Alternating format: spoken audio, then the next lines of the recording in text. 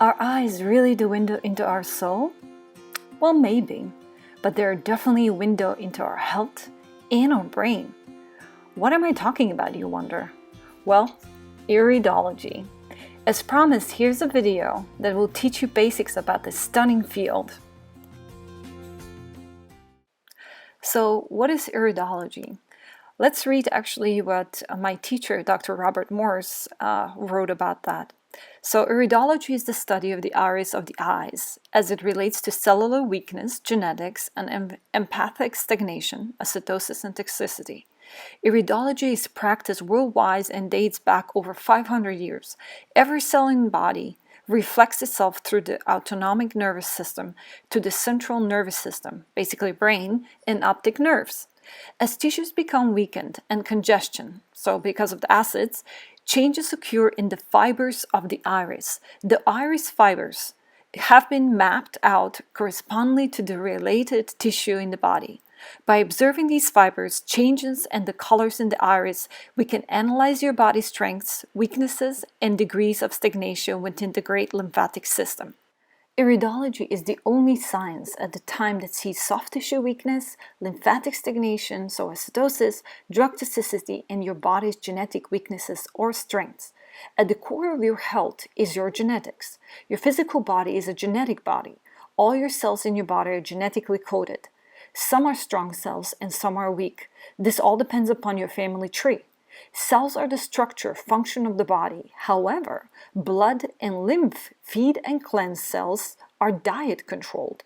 This is why it is important to feeding and cleaning the cell's interstitial. Remember, at the time of conception, the condition of your cells are passed on, but you can change this.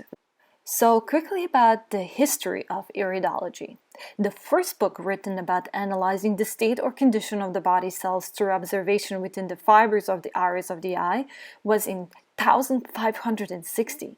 Modern iridology, however, is attributed to Dr. Ignaz von Pectzli, a medical and homeopathic physician back in the early 1800s. He was the first to start mapping out the chart, which is known as the roadmap to the cells and their conditions within the body. This is truly the only soft tissue in analysis where you can actually see your lymphatic stagnation and weaknesses of tissues within the systems of the body. Many physicians have contributed greatly to the science of iridology. These include Dr. Bernard Jensen, Dr. Collins, Liaquist, Thiel, Lidlar, Lane, Felke, Reinhold, Havard, Anderschau, Hense, etc. So Pectzli wrote a book called Augendiagnose, and something which is really interesting, that basically he noticed changes in the eye of an owl with a broken leg as the owl made its recovery, and that inspired him.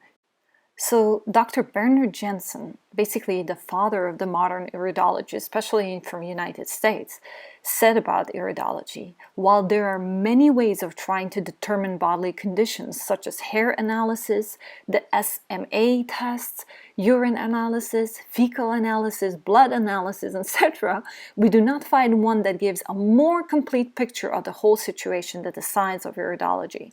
Pretty impressive indeed. Alright, so let us get into it. So here we can see the left eye shows what is going on the left side of the body, basically left kidney, left adrenal gland, and the right eye is showing what's happening in the right side of the body in general. I mean, heart we can see mostly in the left eye, and gallbladder we can see mostly in the right eye. So from this really beautifully illustrated chart, it's a simplified thing. You can see the head is on the top, the digestive system is around the pupil, leg is on the bottom, and then all kinds of organs are scattered around. So this is a little bit more sophisticated and detailed iridology chart developed by Dr. Bernard Jensen that actually us iridologists use. And I underlaid the left eye so you can see how this looks like. There are only two eye colors in the world today, true blue and true brown eyes. Gray, green, hazel, they're basically covered blue eyes with various sulfur, toxins, lymphatic congestion, genetic weaknesses. With proper detox, we can change color of our eyes in few years. With intense juicing, even months are visible. For instance, I married a brown-eyed man, and now after 3 years of fruitarian diet, my husband has almost blue eyes. It is unbelievable, truly. So here we can see on the left two examples of good constitution, so good genetics, and on the right side we have poor constitution genetics. In poor constitutions, we see a lot of lesions like kunais, crypts that are representing different degenerative stages from acute to subacute, chronic, and degenerate. You can stop this picture and study this a little bit more in detail. Here I wanted to show you how, for instance, sulfur, fluoride, heavy metals, various chemical deposits from vaccines, medication, food, various exposure to toxins in environment look like. More serious ones are called SORAs. They're heavier, darker, and they're inherited chemicals from parents. They can cause also cell mutation and major cell damage. Like, allopathic doctors call that basically cancer. So with detox, we can clean them up. Lymphatic congestion and a true blue eye shows like a white, yellowish, or even brown tone in the eye.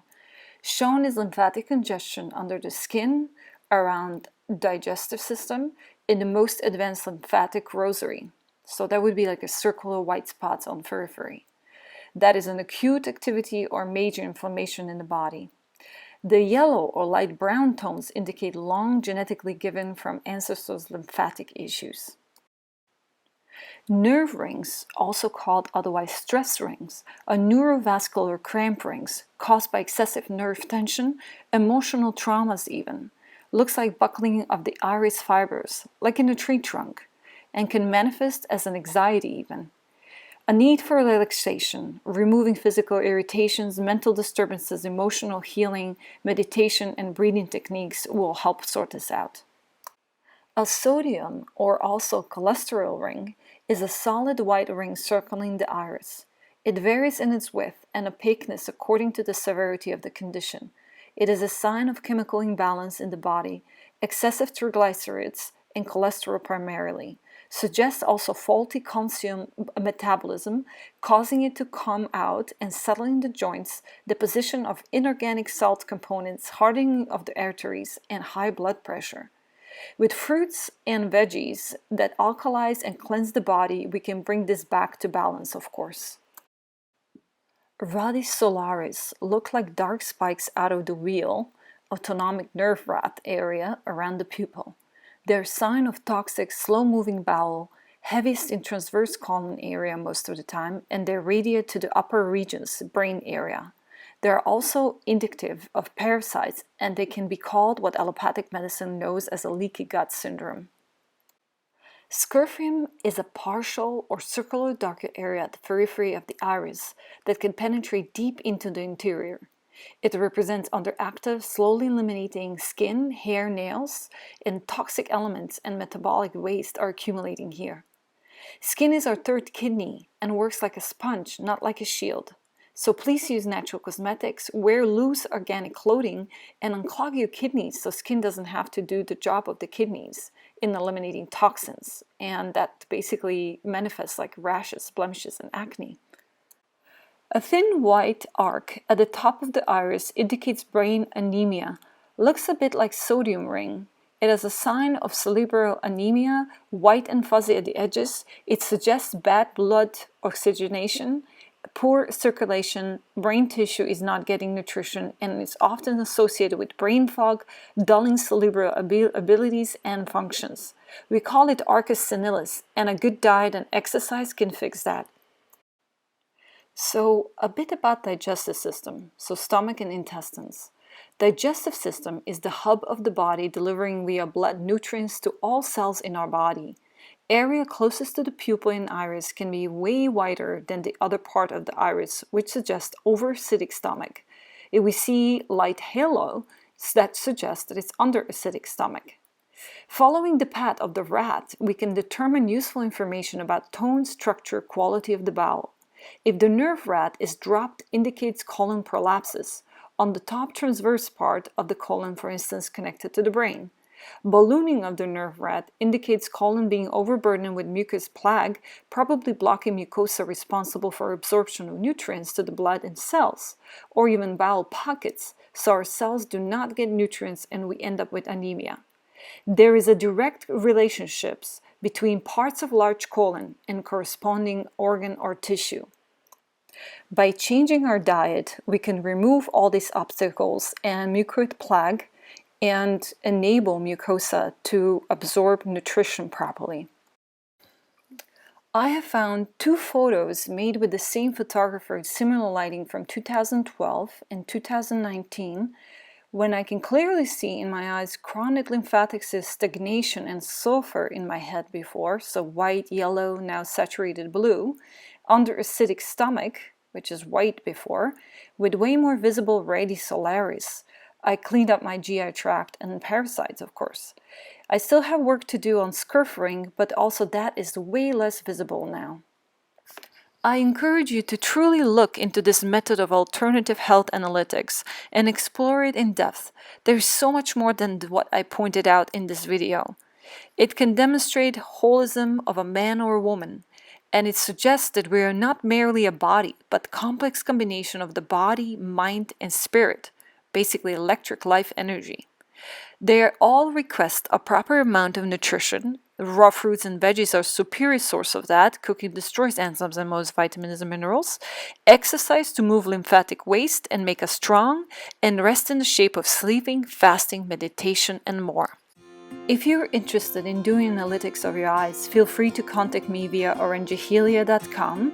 And like, share, subscribe to my channel to learn more about natural healing, natural beauty tips, weight loss, healthy travel, health retreats, sustainable lifestyle, natural healing stories, and more.